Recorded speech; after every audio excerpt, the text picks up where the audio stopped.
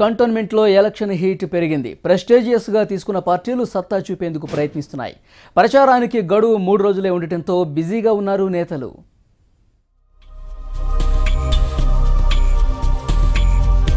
కంటోన్మెంట్లో election heat పెరిగింది. పోటాపోటీగా ప్రచారం చేస్తున్నారు నేతలు.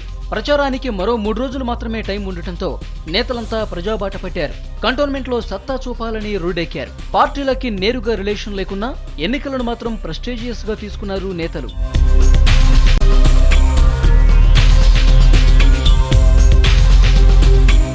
నెక్స్ట్ వచ్చేది గ్రేటర్ ఎలక్షన్ కావడంతో ఈ ఎన్నికలను అన్ని పార్టీలు ప్రతిష్టాత్మకంగా తీసుకున్నాయి. ప్రచారం స్పీడప్ చేసిన టీఆర్ఎస్ మంత్రులను రంగంలోకి దింపింది.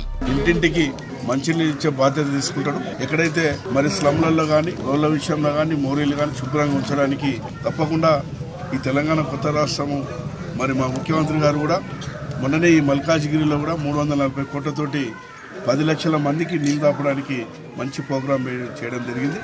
మహిళలంతా కూడా చెప్తున్నారు ఏంటంటే మాకు నీళ్లు కావాలి, ముఖ్యము నీళ్లు ఇస్తే చాలని చెప్పి అంటున్నారు.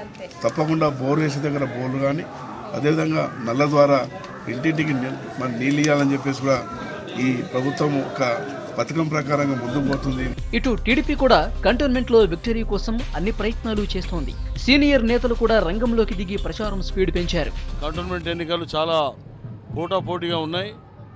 ఏదేమైనా కానీ తెలుగుదేశం పార్టీ గట్టి పోటీలో ఉండి అధిక సీట్లు గెలుచుకుంటుంది. తప్పకుండా బీద ప్రజలు కష్టాల్లో ఉన్నప్పుడు రాలేదు, వాళ్ళది అడగలేదు, వాళ్ళు వచ్చి ఇప్పుడు ఏం చేస్తామని ప్రజలు నమ్మే పరిస్థితి లేరు. సాయనగర్ ఏదైతే 20 ఏళ్ళ నుంచి ప్రజల సేవ చేస్తుండో తెలుగుదేశం పార్టీ కూడా ఇక్కడ ఎంతో అభివృద్ధి చేసినది. ఎవరు వచ్చినా ఏం చేసినా మేము ఇలా మా అభ్యర్థిని ఉంగరం గుర్తుకేసి గెలిపించాలని ప్రజలతో ఉన్నారు. ప్రజలందరూ కూడా చూస్తున్నారు. స్వచ్ఛంగా ఓటర్స్ ఇప్పుడు ఎంబరు ఉన్న వాళ్ళంతా మహిళలందరూ కూడా ఎవరైతే పని చేస్తారో వాళ్ళని గెలిపించాలని ప్రజలందరూ ఉన్నారు. ఇవాళ మంత్రులందరూ కూడా మా దాంట్లోకి వెళ్ళిపోయి మంత్రులు అయిన వాళ్ళే ప్రజలు నమ్మే పరిస్థితిలో వాళ్ళని లేరు. మా అభ్యర్థి మంచి మెజారిటీతో గెలుస్తుంది కంటోన్మెంట్ ఎలక్షన్. ఈ నెల 9న ప్రచారం ముగియనుంది. 11న ఎలక్షన్ జరగనుంది. దీంతో స్వతంత్ర అభ్యర్థులు కూడా పార్టీలకు దీటుగా ప్రచారం నిర్వహిస్తున్నారు.